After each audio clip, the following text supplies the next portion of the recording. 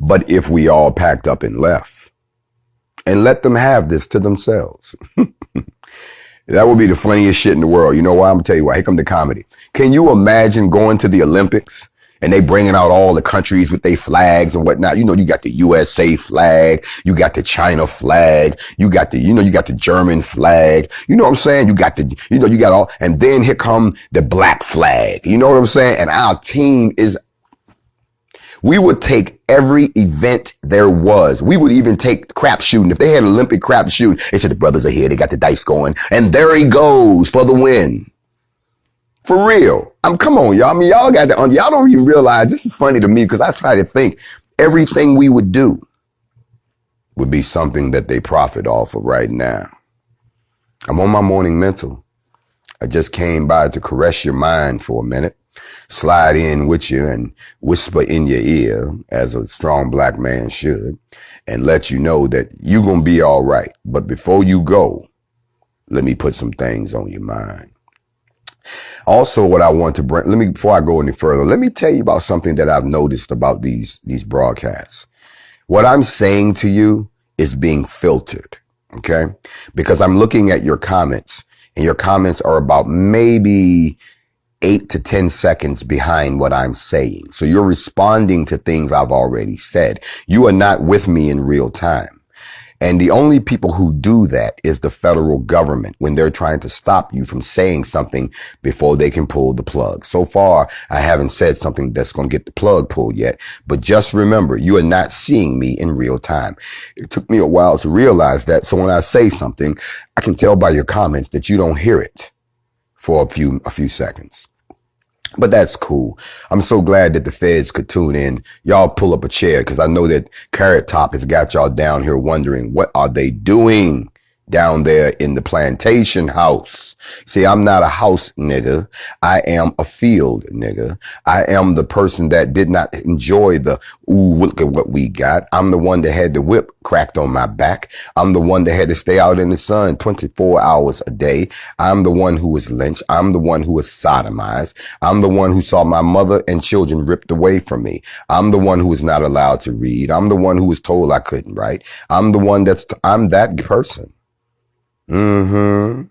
So because of that, I'm not going to apologize for telling the truth about when I find out where I came from. I'm not going to apologize simply because you want us to be profitable. I'm pretty sure they got the brother in a room and said, brother, think about all the people who are going to lose their jobs if your show goes away. Brother, think about the image that you set for black people.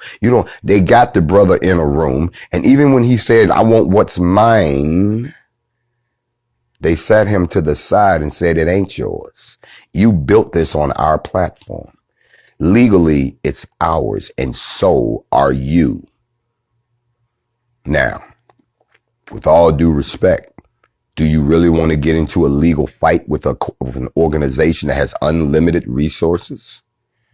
They'll break you.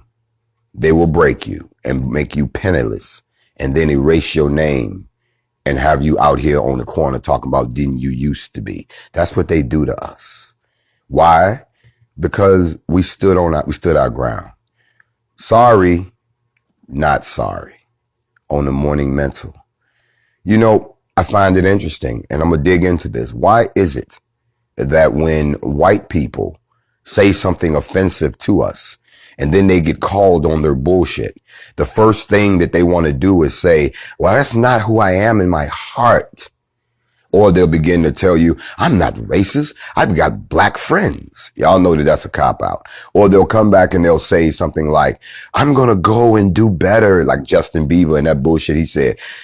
Stop. First of all, what's in your heart is what comes out of your mouth. Everybody knows that. What's in your heart is what comes out of your mouth. So don't sit there and talk to us like all of a sudden you had a brain lapse and you said, no, you said, for instance, let me show you how you can always spot someone who's being racist. I'm going to use the whole Karen thing. If a Karen picks up the phone and calls the police and she has to mention your race in the description, Bam. There's nothing else to say. Because if I say, hey, this man is harassing me, send the police, that's different than saying, hey, there's a black man harassing me. They're letting you know right off the bat, they're looking at you through the lens of color. They know exactly what they're doing. Y'all remember the time I told y'all I was up in Milwaukee? I'm sorry, where was I? I was in Waukegan, which is north of Chicago. If you've never been to Waukegan, it's racist as hell. I'm in Waukegan. Y'all remember this. Sitting in my car. I had a brand new Camaro a ZT, which is like the souped up model of the Camaros. This is like, $67,000 car. Just got the car, convertible drop. Got it. You know how brothers, I love my car. Got the car clean. Got the armor all down. The car looking like it's on the showroom floor. I'm sitting in my car on my cell phone. And, I couldn't go into the hotel and do what I needed to do. So I was sitting in my car, minding my own business. And a white couple pulled in beside me. They guess they were guests in the hotel too. I don't know. I don't care. I'm minding my own goddamn business. And as this old white couple were walking into the building, the brother, the man, he looks at the car and he's like, nice car. You can see it in his face. He walks in, but the female, she was all in love with the car. She's like, oh, baby, we got to get one of those. But she didn't see me sitting in my car. Finally, she sees me. She makes eye contact and her whole grill went from, ooh, I like that car to, the fuck is wrong with this picture? That's exactly how she looked at me. And I'm looking at her like, do she know me? Does she recognize me? And she was looking at my car and looking at me and looking at my car and looking at me. Remember, sorry, not sorry. She's looking at my car and she's looking at me. And but she's walking past while she's looking. And I'm thinking, she must really like this car. 2 minutes later, this lady came back, standing at the front of my car, looking at the license plate and looking at me. At that point, I let my window down and because I said, excuse me, can I help you? This white woman said to me, I'm just trying to figure out what the fuck you're doing. Y'all pardon my language. That's what she said. Now understand, I'm sitting in my car, minding my own business on my phone at a hotel.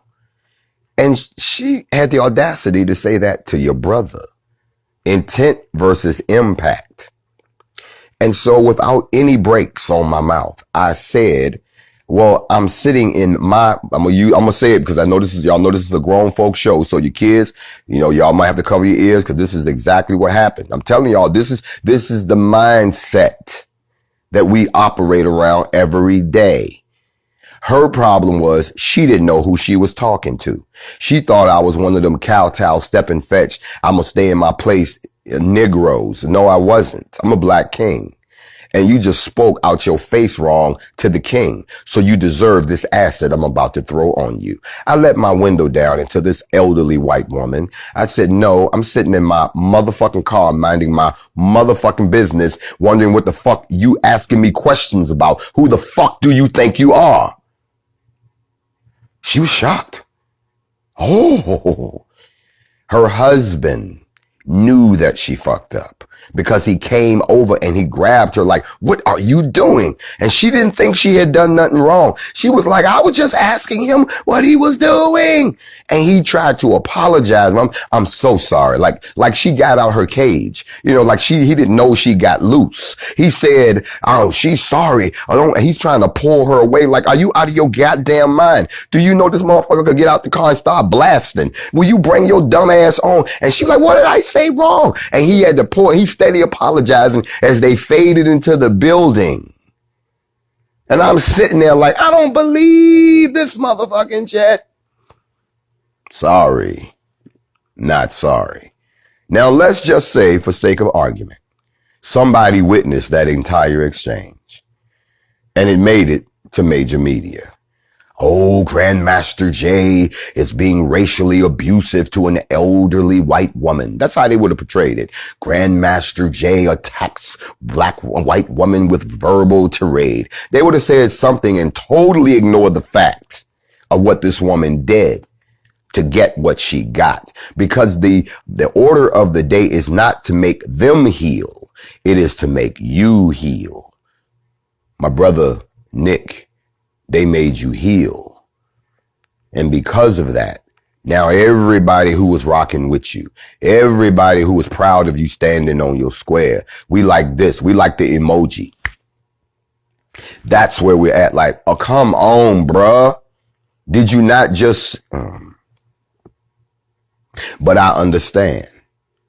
I understand, because sometimes you go along to exact your revenge later. Sometimes you look like you're giving in because you can come back and get them later.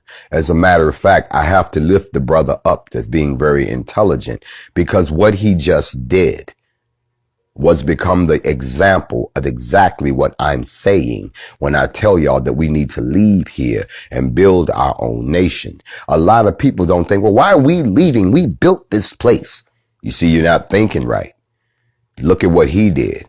If we were to leave, go somewhere, build our own nation, strengthen that nation, make that nation prosperous, build that nation's military, establish diplomatic relations with every other country around the world, then we could always come back and say, we built this. You owe us for this. And if you don't give us what's owed to us as another nation, where you can pay reparations to another nation. If you don't do these things, we're now in a position to make our words mean more than just words, which means you risk going to war with the new black nation and the coalition that we have built.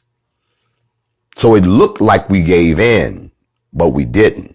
We fell back so that we could attack. You understand? What the brother has done, he fell back.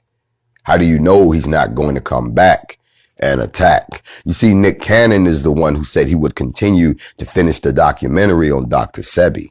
But if he cuts his nose to spite his face, and now he doesn't have access to those resources, that may never happen. You see, he can still now talk about this episode on his podcast and still keep his followership. He might have some people that's feeling a little some kind of way. They don't want to deal with him no more. But that's in everything. That's even with me. Look here, y'all. We coming to the first half of the Morning Mental. Sorry, not sorry. I'll be back to join you. I hope y'all come back. In the meantime, in the between time, I want you to think about that.